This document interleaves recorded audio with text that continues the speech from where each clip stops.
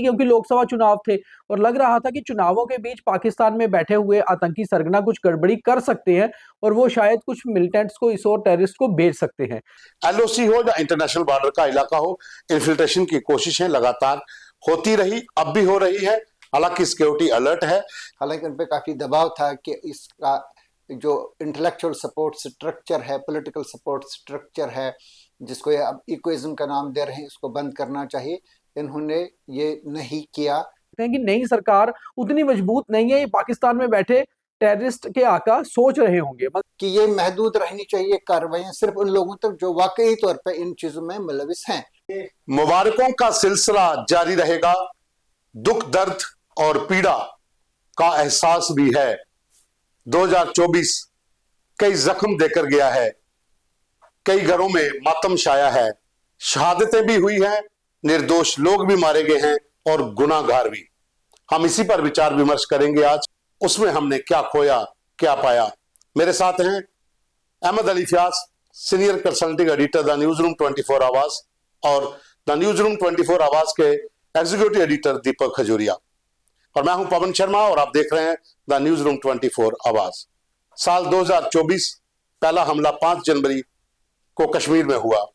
उसके बाद लगातार आतंकी हमले होते गए। कश्मीर के बाद जम्मू में आतंकवाद शिफ्ट हुआ और यहां पर भी काफी तबाही हुई। कुल मिलाकर बात करें तो 70 के करीब हमले हुए हैं, जिसमें कई लोगों की जान भी गई है। विचार विमर्श में हम सबसे पहले बात करूंगा अहमद अली फयाज से। सर फयाज साहब, 2024 दुख, दर्द, पीड़ा ये सब देकर गया है। कश्मीर में भी हमले हुए, जम्मू संभाग में भी हुए। उमर अब्दुल्ला की सरकार बनने से पहले के हमले और उसके बनने के बाद के हमलों में आप क्या कोई अंतर समझते हैं? इस वजह से कि काफी साल तक यहाँ पे ये हमले वगैरह नहीं हुए थे, और खासतौर से 2019 में जो एब्रोगेशन ऑफ आर्टिकल 370 हुआ, उसके बाद कई साल तक मतलब इस किस्म के टेररिस्ट हमले नहीं हुए। कुछ दुर्घटनाएं हुई, जैसे आपने देखा होगा श्रीनगर में अक्टूबर 2021 में कुछ वाक़ात हुए श्रीनगर शहर में, जिसमें कई लोग इंक्लूडिंग वो फेमस केमिस्ट मक्खनलाल बिंद्रू साहब मारे गए। तो इसके बाद कुछ वाक़ात जम्मू में हुए जिनकी तादाद अभी तक 10-15 है, जो ऑर्गेनाइज्ड हमले हैं, जिसमें बिल्कुल प्रोफेशनली कंडक्टेड हैं, जो मिलिट्री पे, रेगुलर आर्मी पे किए गए वो ऑर्गेनाइज्ड अटैक्स थे, जिसमें मोस्ट ऑफ द टाइम्स जो मिलिटेंट्स या टेररिस्ट्स थे इसमें मुलविस वो भाग गए। एक इंसिडेंट को छोड़ करके बाकी हर जगह ये लोग भाग गए। तो ऐसा लग रहा था कि एक नया दौर यहाँ पे शुरू हो चुका है मिलिटेंसी का। फिर इसमें भी कमी आ गई, ठहराव आ गया। फिर जब 9 जून को प्राइम मिनिस्टर नरेंद्र मोदी अपनी तीसरी टर्म का शपथ लेने वाले थे, उसके 1 घंटा पहले शिवखोड़ी एरिया में एक हमला हुआ यात्रियों की एक बस पे, और ये काफी साल के बाद हुआ। नॉर्मली ये जो टीआरएफ है या जो पीएएफएफ है, जो आमतौर पर सरकारी अधिकारियों के मुताबिक लश्कर तैयबा और जैश मोहम्मद की फ्रंट ऑर्गेनाइजेशंस हैं, ये ज्यादातर जो इनके हमले हुए थे वो फोर्सेस पे थे, सिक्योरिटी फोर्सेस पे या पुलिस पे हुए थे, और सिविलियंस पे उन्हें बहुत कम हमले किए थे, जो मैंने आपको अक्टूबर 2021 के कुछ वाक़ात भी बताए। ये पहली बार हुआ कि इन लोगों ने यहाँ पे यात्रियों पे हमला किया, जिसपे कई यात्री 8-9 लोग उसमें मारे गए। और इसके बाद एक सिलसिला शुरू हुआ जम्मू में, जो हमारे नाजरीन जानते हैं और आपकी नज़र में भी हैं। 2-3 डिस्ट्रिक्ट को छोड़ करके तकरीबन 10 में से 7 डिस्ट्रिक्ट जम्मू के इसमें मुलविस हो गए, जहाँ पे कोई न कोई दुर्घटना हुई। इसके बाद इसमें भी एक ठहराव आ गया। फिर इलेक्शन हुए, लोकसभा वाले, फिर असेंबली वाले इलेक्शन हुए इस साल वाले।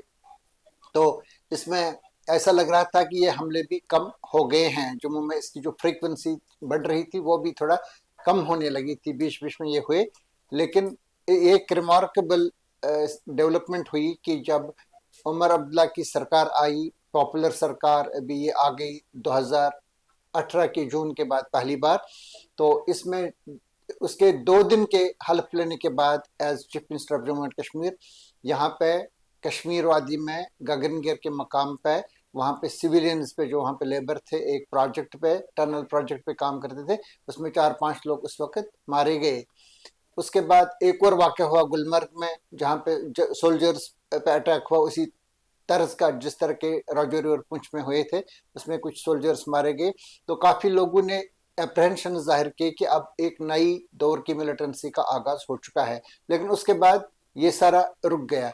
मैं ज़ाती तौर पे समझता हूँ कि एक वजह यह भी होगी कि जो दरअंदाजी, इन्फिल्ट्रेशन वगैरह हुई है, ये बर्फ गिरने के साथ साथ इसमें कमी आ जाती है। लेकिन एक बात यह भी है कि मिलिटेंट्स की वो मैन्यूवरेबिलिटी और जो उनको सपोर्ट स्ट्रक्चर पहले था, वो अब नहीं रहा है। मैं नहीं समझता हूं कि ये एक नए दौर का आगाज है। दीपक, कठुआ, भद्रवा, डोडा और उससे पहले राजौरी, पुंछ, 1-2 साल के भीतर तो हमले बहुत हुए, लेकिन इस साल में शिवखोड़ी के बाद उसमें 9 यात्री जो थे मारे गए थे, 30 के करीब घायल हुए थे। फिर उसके बाद अचानक हमले तेज हो गए। हीरानगर हो, कठुआ का इलाका, बड़ी मछेड़ी का इलाका हो, या फिर डोडा भद्रवा का। क्या आपको लगता है कि जो एकाएक आतंकवाद यहां पर शिफ्ट हुआ, उसकी क्या वजह रही होगी? देखिए पवन जी, सबसे पहले तो ये बताऊं कि इस साल कुल मिलाकर जम्मू में जितने भी टेररिस्ट अटैक्स हुए हैं, इंसिडेंट हुए, उसमें 44 लोगों की जान गई, 44 लोग मारे गए, जिसमें से 18 सिक्योरिटी पर्सनल थे।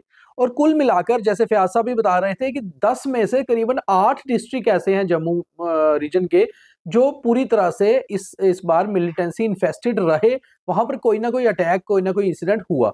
और खास तौर पे अगर एक चीज देखें 2024 की, कि मई तक, ऑलमोस्ट मई तक कुछ ज्यादा टेररिस्ट इंसिडेंट नहीं हुए थे जम्मू में। सबसे पहले अप्रैल में एक इंसिडेंट हुआ और पता चला कि इन्फिल्ट्रेशन का ग्राफ लगातार कोशिश हो रही है, बढ़ रही है, पाकिस्तान की ओर से प्रेशर आ रहा है कि लॉन्चिंग पैड में टेररिस्ट है, उनको इन्फिल्ट्रेट करवाना है। और मई में, क्योंकि अप्रैल मई में एक खास चीज इसलिए भी थी क्योंकि लोकसभा चुनाव थे और लग रहा था कि चुनावों के बीच पाकिस्तान में बैठे हुए आतंकी सरगना कुछ गड़बड़ी कर सकते हैं और वो शायद कुछ मिलिटेंट्स को, इस और टेररिस्ट को भेज सकते हैं।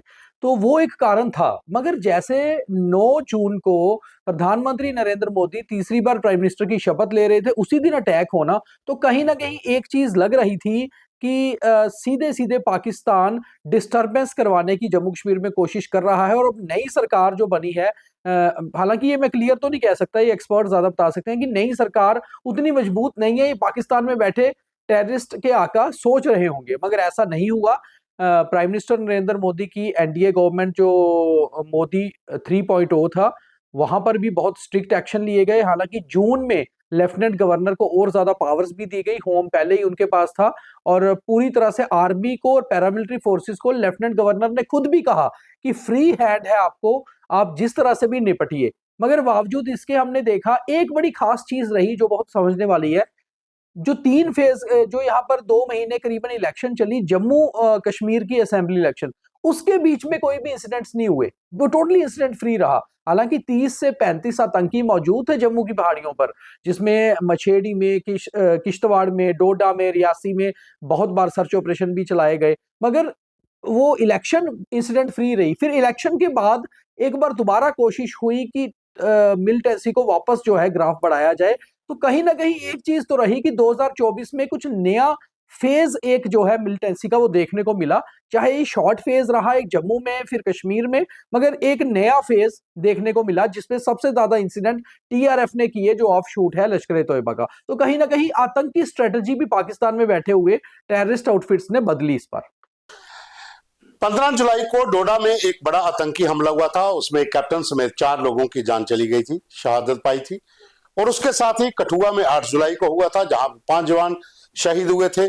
पुंछ में 4 मई को वहां पर एक एयरफोर्स की गाड़ी पर हमला हुआ, 1 जवान शहीद हुआ था। इस तरह के और बड़े, अगर औसतन देखा जाए तो हर महीने में 6 से 7 हमले हुए कश्मीर और जम्मू में। एलओसी हो या इंटरनेशनल बॉर्डर का इलाका हो, इन्फिल्ट्रेशन की कोशिशें लगातार होती रही, अब भी हो रही है, हालांकि सिक्योरिटी अलर्ट है। फयाज साहब, एलओसी और इंटरनेशनल बॉर्डर के ऊपर जो अटेम्प्ट्स हुए, खास करके कश्मीर के भीतर, उसमें कई आतंकियों को मारा भी गया। क्या आपको लगता है कि पाकिस्तान को पता चल चुका था कि जम्मू कश्मीर में जो इस समय सरकार बनी है वो इतनी पावरफुल नहीं है, क्योंकि यहां पर भी एलजी साहब हैं और उमर साहब हैं। तो इसी बीच में कहीं ना कहीं आईएसआई की अपनी कोई नई साजिश हो कि यहां पर और ज्यादा आतंकी हमले करवाए जाएं, ताकि एक दूसरे पर ब्लेम चलता रहे। मेरी नजर में इस बात के साथ कोई ताल्लुक नहीं है कि यहाँ पे सदर राज है, गवर्नर का राज है, लेफ्टिनेंट गवर्नर है या चीफ मिनिस्टर यहाँ पे है। जाती तौर पर मुझे लग रहा है कि एक क्लैरिटी इस बारे में है जो 2019 के बाद से खासतौर से है। हालांकि अभी जो नरेंद्र मोदी वाली सरकार है इसके तकरीबन 10.5 साल मुकम्मल हो चुके हैं। इन 10.5 साल में जो इनके पहले 5 साल थे उसमें ये क्लैरिटी नहीं थी। उसमें J&K लिबरेशन फ्रंट पे या जमात इस्लामी पे या दूसरे ऑर्गेनाइजेशंस पे पाबंदी नहीं लगाई गई थी। लोग उसी तरह से घूमते फिरते थे, एक्सप्रेस करते थे अपने आइडियाज़ वगैरह।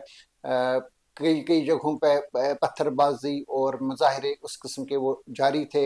हालांकि उन पर काफ़ी दबाव था कि इसका जो इंटेलेक्चुअल सपोर्ट स्ट्रक्चर है, पॉलिटिकल सपोर्ट स्ट्रक्चर है, जिसको ये अब इकोइज्म का नाम दे रहे हैं, इसको बंद करना चाहिए। इन्होंने ये नहीं किया तब तक जब तक कि 40 सीआरपीएफ के जवान नेशनल हाईवे पे अवंतीपोरा के करीब मारे नहीं गए एक टेररिस्ट अटैक में। उसके बाद ही सारा वो एक टर्निंग पॉइंट था मेरी नज़र में, जो फरवरी 2019 में हुआ। इसके साथ साथ ही इन्होंने काफ़ी सख्तियां बरती इन लोगों के साथ। सबसे पहले उन्होंने ये किया कि जो हुर्रियत कॉन्फ्रेंस थी, जिसके बारे में मैं ये कह सकता हूँ कि ये अभी तक भी यहाँ पे एक लॉफुल और लीगल ऑर्गेनाइजेशन है। यहाँ पे इस पे अभी तक बैन नहीं है। अगर आपके सामने डाटा है मिनिस्ट्री ऑफ होम अफेयर्स का, इसमें कई ऐसे कॉन्स्टिट्यूएंट्स हैं लाइक JKL, जमात इस्लामी वगैरह, जिन पे पाबंदी लगाई गई है। लेकिन ये एक एमलगमेशन है हुर्रियत कॉन्फ्रेंस इन छोटे छोटे यूनिट्स का या रिप्रेजेंटेटिव ऑर्गेनाइजेशंस का, उस पे इस एमलगम पे, इस कॉन्ग्लोमरेट पे पाबंदी अभी तक नहीं लगाई गई है। लेकिन एक और बात जरूरी है जिसको मैं यहाँ पे एक्सप्रेस करना चाहूंगा, वो ये है कि ये महदूद रहनी चाहिए कार्रवाइयां सिर्फ उन लोगों तक जो वाकई तौर पे इन चीजों में मुलविस हैं। ये खैर मैं जिस तरफ चल रहा था वो आपकी जाती राय हो सकती है, लेकिन मैंने ब्लेम की बात की थी जब एलजी साहब की सरकार थी।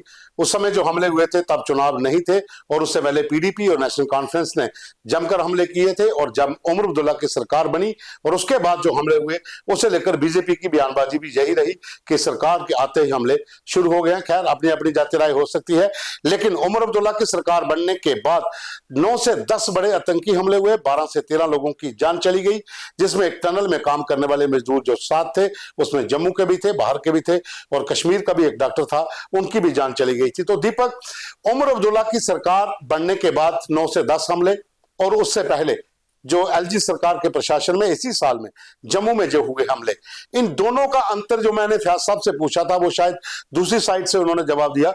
आपको क्या लगता है कि क्या अंतर रहा होगा दोनों के बीच में कि एक एलजी सरकार के समय पर हमले और उमर अब्दुल्ला की सरकार बनने के तुरंत बाद 9 से 10 बड़े हमले? पवन जी, मैं थोड़ा सा अलग सोचता हूँ इससे। मुझे ये लगता है कि पाकिस्तान में जो बैठे हुए टेररिस्ट आउटफिट्स हैं, आप देखिए लगातार अगर हम ये खुफिया जानकारियों पर या जितने भी इंटेलिजेंस इनपुट आते हैं उस पर ध्यान दें, तो उनकी कोशिश हमेशा से रहती है कि जम्मू कश्मीर में शांति स्थापित ना हो, यानी कि पीस प्रिवेल नहीं हो, कहीं ना कहीं कुछ ना कुछ होता रहे, और वो अपने रैंक्स को एक्टिव करते रहते हैं। हाँ, एक बात बिल्कुल सच है कि 2019 के बाद धारा 370-35 से हटने के बाद, यूटी बनने के बाद, जब होम मिनिस्ट्री का डायरेक्ट कंट्रोल जम्मू कश्मीर के होम डिपार्टमेंट पे आया एलजी सरकार के जरिए, उसके बाद काफी सारी नकेल कसी गई, जिसमें एनआईए और एसआईए बनाई गई। एनआईए का यहाँ ऑफिस खोले, एसआईए आया, काफी सारी रेड्स हुई। खास तौर पे जो लोग सिंपैथेसाइजर्स जिनको कहा जाता है, टेररिज्म के सिंपैथेसाइजर्स, जो ओजीडब्ल्यू या स्लीपर सेल होते हैं या फिर इनके लिए यहाँ पर बात करते हैं, उन लोगों पर जब बहुत ज्यादा जो टेरर फंडिंग में इन्वॉल्व थे लोग, उनके ऊपर जब शिकंजा कसा गया था, जो लोकल रिक्रूटमेंट होती है टेररिज्म में,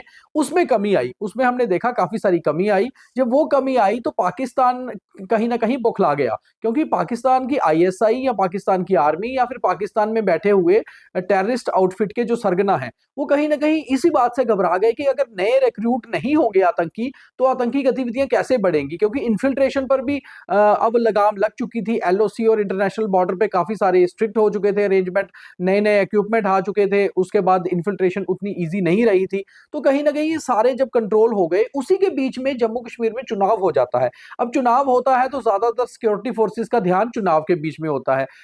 उस दौरान हमने देखा चुनावों से ठीक पहले जुलाई और अगस्त, जून और जुलाई के महीने में इन्फिल्ट्रेशन हुई, जिसमें कि सिक्योरिटी फोर्सेस के बड़े सारे अधिकारियों ने भी ऑन कैमरा भी ये बयान दिए कि जम्मू कश्मीर में, खासतौर पे जम्मू में 35 से 40 आतंकी पहुंच चुके हैं, और ये सारे पाकिस्तानी या बाहर से आए हुए आतंकी थे जो लोकल नहीं थे। उसके बीच में अब वो जो आतंकी यहां पहुंच चुके थे, उन्होंने कुछ ना कुछ इंसिडेंट करने थे।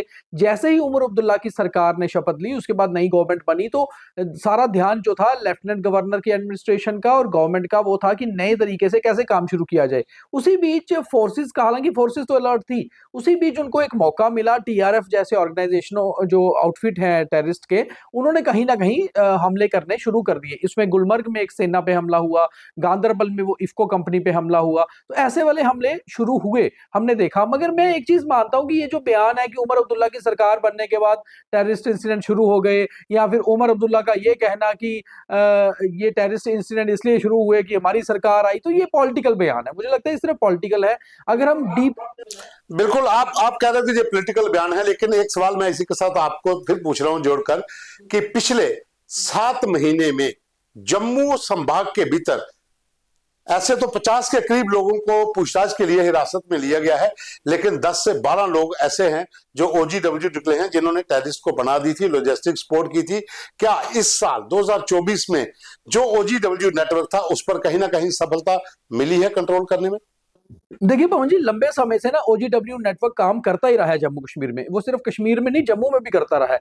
मगर इस बार हाँ, एक बात बिल्कुल सही है कि अगर 50 लोगों को पूछताछ के लिए बुलाया, 8 से 10 को FIR के तहत उनको हिरासत में लिया, और खास तौर पे बड़ी चीज ये रही कि जो उधमपुर के बसंतगढ़ इलाके में 2 महिला OGW भी पकड़े गए, और खास तौर पे उन्होंने माना भी कि उन्होंने आतंकियों को पनाह दी, चाहे वो फोर्सिबली गन पॉइंट पे दी या ऐसे दी। कहीं ना कहीं हमें एक चीज और सुनने में मिली थी, जो फोर्सेस ने माना था कि मशेडी जो अटैक हुआ था, जो एक सेना की गाड़ी को ID से उड़ाया गया था एम्बुश लगाकर, उसके पीछे भी उस इंफॉर्मेशन को देने के लिए कि सेना की कार्रवाई कब आएगी, 6000 रुपए दिए गए थे एक OGW को। तो इस तरह की जब इंफॉर्मेशन सामने आई कि वीडियो बनाने के लिए पैसे दिए गए, इंफॉर्मेशन लिए गए, तो पाकिस्तान ने कहीं ना कहीं स्ट्रेटजी बदली अपने इस बार। उन्होंने बोला कि लोगों को इस्तेमाल करो, उनको पैसे दो, उनसे इंफॉर्मेशन लो, वहां जाके खाना खाओ, रहो, एक नए हाइड आउट बनाओ और अटैक करो और आगे निकलो। तो ऐसा कुछ देखने को मिला, एक नया फेज, जैसे मैंने कहा, आतंक का 2024 में आया।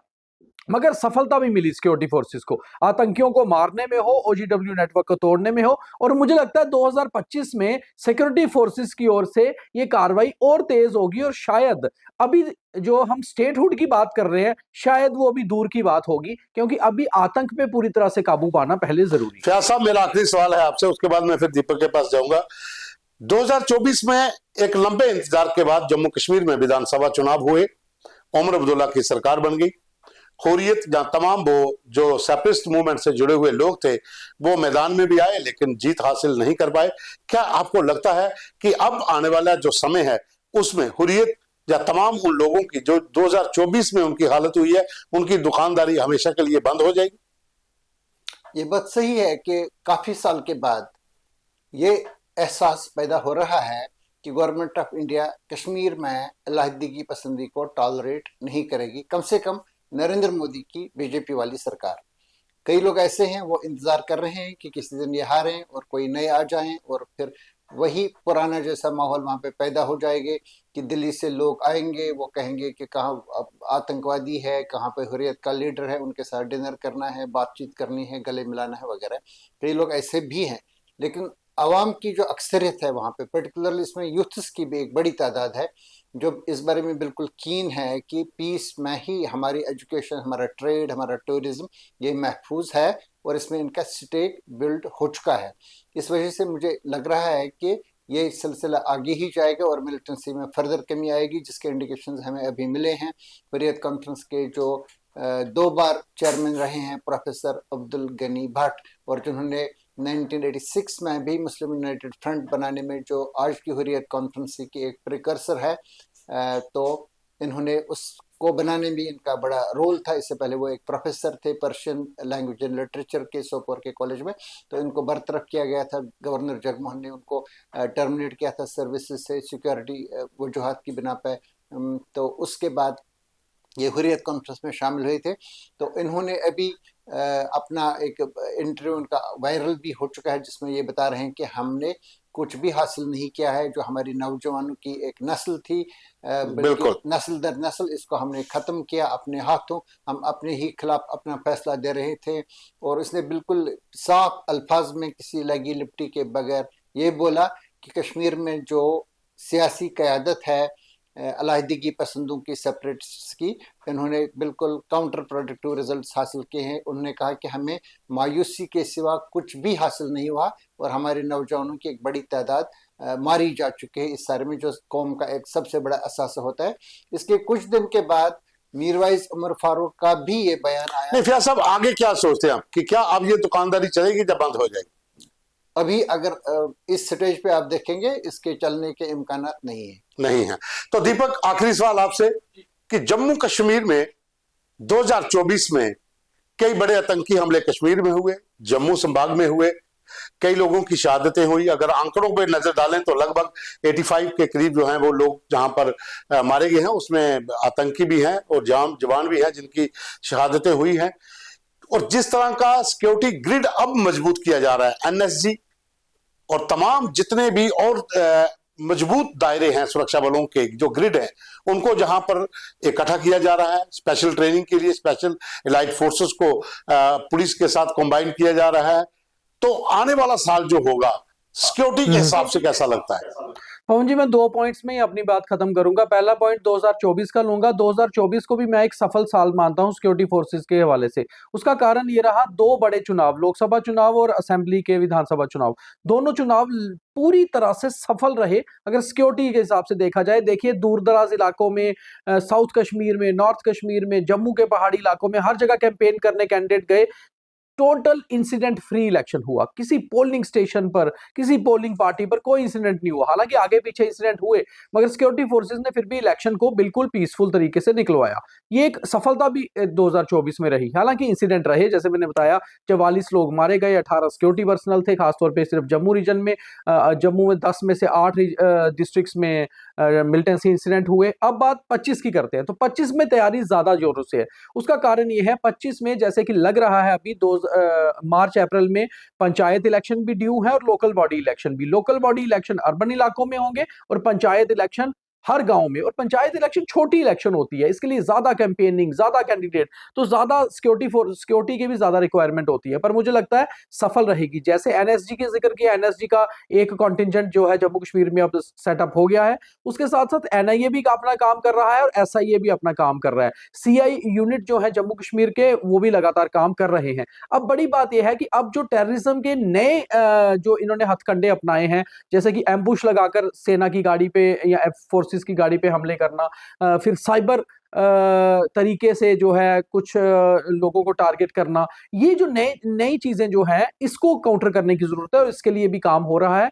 2025 मुझे लगता है सिक्योरिटी के हवाले से काफी सफल रखेगा। और इसमें बड़ी चीज जो टारगेट पे रहेंगी वो 2 चीजें हैं कि स्लीपर सेल और ओजीडब्ल्यू नेटवर्क को पूरी तरह से ध्वस्त करना, खत्म करना, ताकि रिक्रूटमेंट जो है नई वो ना हो। और दूसरी ओर एलओसी और इंटरनेशनल बॉर्डर को इतना टाइट करना कि बाहर से इन्फिल्ट्रेशन ना हो पाए। और उसके बाद मुझे लगता है फिर जम्मू कश्मीर जो पीस की अगर और आगे बढ़ने की हम बात करते हैं, वो हो पाएगा। तो बिल्कुल, दोनों मेहमान मेरे साथ थे, दीपक और फयाज साहब, आप दोनों का बहुत बहुत शुक्रिया। अब बात करते हैं कि 2025 जो होगा उसमें हम मजबूत होंगे, सुरक्षा ग्रिड और मजबूत होगा, इन्फिल्ट्रेशन को रोका जाएगा। लेकिन साथ ही 2024 में 2 बड़े चुनाव जो हैं वो सुरक्षा बलों ने शांतिपूर्वक तरीके से निकाले, लेकिन साथ में कुछ जख्म भी मिले, कुछ पीड़ा भी है, कुछ दर्द भी है। साल जा रहा है, ये साल बीत गया। उम्मीद करते हैं आने वाला साल जो है वो पीस के लिए हो, डेवलपमेंट के लिए हो, शांति बनी रहे, कोई भी जो हमले ऐसे ना हो और सुरक्षा बलों की जो मजबूती है और ज्यादा हो, ताकि आतंकी अपने मंसूबों में कामयाब ना हो पाए। आपका बहुत बहुत धन्यवाद। शुक्रिया।